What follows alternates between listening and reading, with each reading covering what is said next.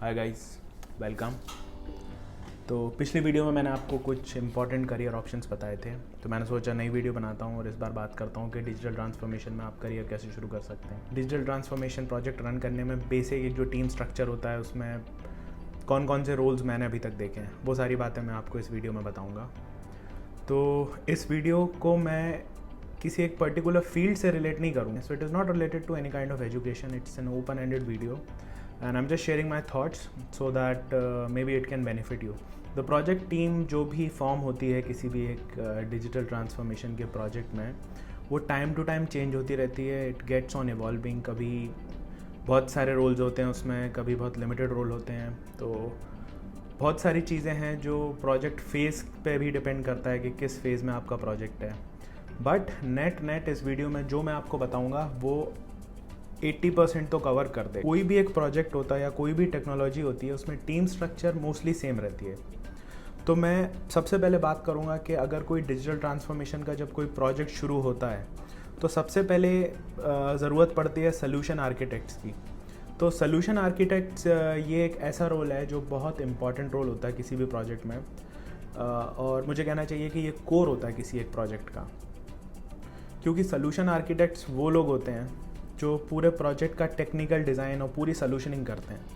Technical design for example मैं आपको देता हूँ कि अगर कोई नया प्रोजेक्ट स्टार्ट हो रहा है और आपने शुरुआत में कोई एक यूज़ केस लिया, जैसे कि किसी क्लाइंट की बात करें, कोई फाइनेंस का क्लाइंट है तो उन्होंने कोई ऐसा यूज़ केस लिया जहाँ पर एटीएम से अगर विड्रॉल होता है और किसी कस्टमर को मैसेज आना चाहिए. जिस कस्टमर ने अगर एटीएम से विड्रॉ किया तो उसके मोबाइल पे एक मैसेज जाए that this much amount has been deducted.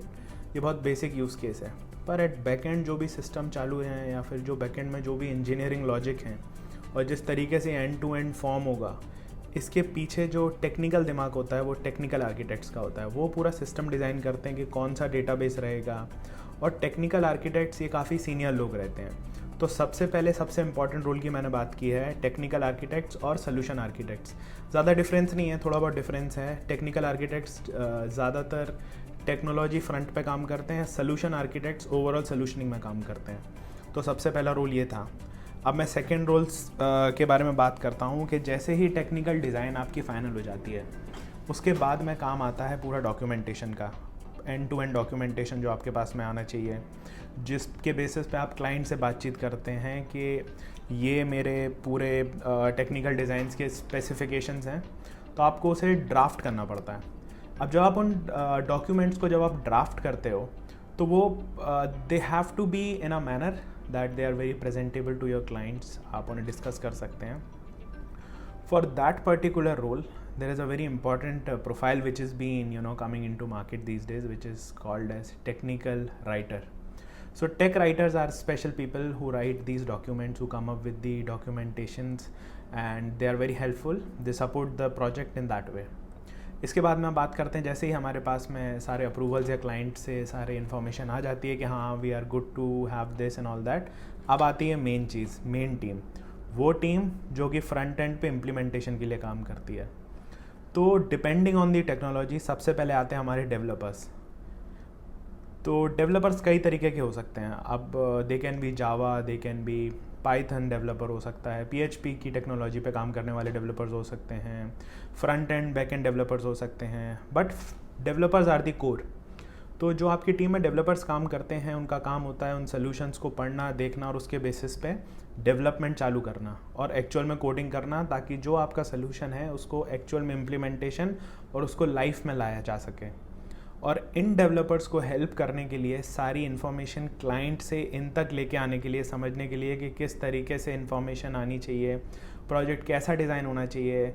अगर आप किसी वेबसाइट का डिज़ाइन कर रहे हो या किसी सिस्टम का डिज़ाइन कर रहे हो तो यूआई जो है, जो मेन सामने जो आपका सिस्टम दिखेगा कस्टमर्स को, वो कैसा दिखना चाहिए. ये सारी चीज़ों को फॉलो करने के लिए, बिज़नेस समझने के लिए क्लाइंट का, हमारे पास में फंक्शनल कंसल्टेंट्स या फिर बिज़नेस एनालिस्ट होते हैं.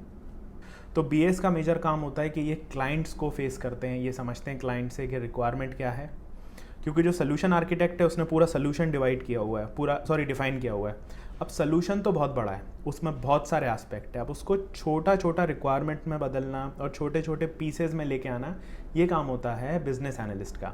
तो बिजनेस एनालिस्ट वो लोग होते हैं जो क्लाइंट को फेस करते हैं और आपके डेवलपर्स को एक्सप्लेन करते हैं कि भाई ऐसा ऐसा सिस्टम बनना है और इस तरीके से काम होगा। ये जो BAs होते हैं, बिजनेस एनालिस्ट को BA भी बोलते हैं, इनकी खास बात होती है कि ये UAT में भी हेल्प करते हैं। UAT मतलब यूज़र एक्सेप्टेंस टेस्टिंग। तो अगर आपने जो सिस्टम बनाया है आपकी कंपनी ने, जब आप उसको अपने क्लाइंट के पास लेके जाते हो तो वो क्लाइंट को एक्सेप्ट करना पड़ता है, उसको देखना पड़ता है कि हाँ, जो रिक्वायरमेंट हमने दी थी, जो कॉन्ट्रैक्ट हमने आपकी कंपनी से किया था, पूरा सोल्यूशन और सॉफ्टवेयर उसके बेसिस पर ही है। अब इसके बाद में हम बात करते हैं another important role which is UI UX designers. तो UI UX डिज़ाइनर्स क्या करते हैं, ये जो फ्रंट एंड जो डिज़ाइन होता है, जैसे पूरा ओवरऑल यूज़र एक्सपीरियंस कैसा होना चाहिए। फॉर एग्जांपल आप कोई एप्लीकेशन जब अपने मोबाइल में खोलते हैं तो उसमें लॉगिन पेज कैसा दिखता है, उसका पूरा एस्थेटिक्स, उसका पूरा फील, लुक एंड फील, ये सारी चीज़ें UI UX डिज़ाइनर्स डेवलप करते हैं और वही डिज़ाइन करते हैं। तो उनको पता होता है कि मिनिमम क्लिक्स में या मिनिमम मोबाइल टैप्स में मुझे कैसे काम करवाना है, और उनको ये भी नॉलेज होता है, एक वर्ड होता है यूज़र पर्सोना। तो वो उस तरीके से काम करते हैं, जैसे कि अगर कोई एप्लीकेशन है जो एक 5 साल के बच्चे के लिए डिज़ाइन करनी है तो उसको अलग तरीके से डिज़ाइन करेंगे, एक 15 से 20 साल के बच्चे के लिए या फिर इंसान के लिए अलग तरीके से उसको डिज़ाइन करेंगे, और अगर किसी ऐसे इंसान के लिए डिज़ाइन करनी है जो बहुत ज़्यादा टेक सेवी नहीं है तो वो अलग तरीके से उसको डिज़ाइन करेंगे। तो ये नॉलेज उनके पास में होता है। नाउ इसके बाद में एक बहुत इंपॉर्टेंट रोल होता है आजकल, जो आपने सुना होगा, डेटा इंजीनियर या फिर डेटा एनालिस्ट्स का। तो मोस्टली जो डिजिटल ट्रांसफॉर्मेशन के प्रोजेक्ट्स हैं उसमें अगर आपको कोई भी डिसीजन लेना है, फॉर एग्जांपल आपको डिसाइड करना है कि मैं अपना पर्टिकुलर प्रोडक्ट, अगर मैं बिज़नेस हूँ और मुझे डिसाइड करना है कि मुझे ये प्रोडक्ट किस रीजन में बेचना चाहिए ताकि मेरी सेल्स बहुत अच्छी रहेगी, तो बेस्ट आइडिया है कि आपका जो पुराना डेटा है उसके बेसिस पे आप एनालिसिस करें and come up with those predictions कि हाँ, शायद मेरा ये प्रोडक्ट इस पर्टिकुलर एरिया में बहुत अच्छे से बिकेगा। ये जो डेटा है, जो इम्पॉर्टेंट डेटा है, ये डेटा आपके स्क्रीन्स पे इस फॉर्मेट में जो इजीली समझा जा सके या जिससे डिसीज़न निकाले जा सकें, इसको इजी करते हैं डेटा एनालिस्ट या फिर डेटा इंजीनियर्स या डेटा साइंटिस्ट। अब data analyst, data engineer, data scientist अलग अलग लेवल है, बट पर्टिकुलरली ये फील्ड एक है। इसमें डेटा वेयरहाउसिंग का भी काम करते हैं, डेटा वेयरहाउसिंग का बहुत काम होता है। तो आपका डेटा बहुत सारी स्ट्रीम से आता है, अलग अलग पाइपलाइन से आता है, और एक जगह पर उसको रखते हैं और फिर उस डेटा में अलग अलग क्वेरीज या स्क्रिप्ट लिखते हैं और उसके बेसिस पे बहुत इंपॉर्टेंट डेटा सामने लेके आते हैं जो कि बिजनेस यूज़र्स को, फॉर एग्जांपल CEO या फिर CFO, CMO, ये बड़े बड़े जो लोग होते हैं कंपनियों में, जो डिसीजन मेकर्स होते हैं, उनको बहुत ईजी हो जाता है। अब इसके बाद में बात करते हैं प्रोडक्ट मैनेजर्स की। फिर ऐसी टीम्स में जहाँ पे किसी पर्टिकुलर प्रोडक्ट का डेवलपमेंट हो रहा है। मोस्टली मैं आपको एग्जांपल दे सकता हूँ, आपने सेल्स फोर्स के बारे में सुना होगा। सेल्स फोर्स एक प्रोडक्ट है, या फिर आपने फ्लिपकार्ट की वेबसाइट की बात कर लो आप। फ्लिपकार्ट का जो पूरा ओवरऑल जो प्रोडक्ट है, वो जिसमें जो मार्केट प्लेस है जहाँ पे बहुत सारे यूज़र्स अपना प्रोडक्ट्स बेचते हैं, उस पर्टिकुलर जो उसके बहुत सारे फीचर हैं, जैसे अगर मैं किसी प्रोडक्ट को ख़रीदना चाह रहा हूँ और उसको मैं कार्ट में ऐड करता हूँ, ये पूरा एंड टू एंड जो एक प्रोडक्ट फीचर है, इसको मैनेज करने के लिए हमारे पास में प्रोडक्ट मैनेजर्स होते हैं। प्रोडक्ट मैनेजर्स की खास बात ये होती है कि वो एक तरीके से यूज़र पर्सोना को समझते हैं, अपने प्रोडक्ट को समझते हैं, उसको ओन करते हैं, और उनके पास में विजन होता है कि down the line after 2 years 3 years ये प्रोडक्ट कैसे ग्रो करेगा। तो एक तरीके से वो मिनी CEOs होते हैं अपने फील्ड के या अपने पर्टिकुलर फीचर के, और उनके पास में सारे राइट्स होते हैं टू डिसाइड किस तरीके से UI दिखना चाहिए, कैसे उनको डेवलप करवाना है उसे, कितने क्लिक्स में एक पर्टिकुलर टास्क कंप्लीट होना चाहिए।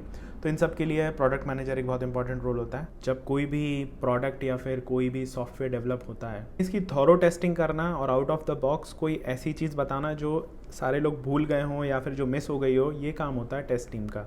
दे ट्राई टू मेक श्योर कि प्रोडक्ट में कोई बग ना हो, कोई प्रॉब्लम ना हो, कोई ऐसा लूप होल ना रह गया हो डिज़ाइनिंग के समय में या डेवलपमेंट के समय में जो कि एंड यूज़र को प्रॉब्लम करे, जब बाद में आपका प्रोडक्ट रोल आउट हो तो कुछ प्रॉब्लम हो।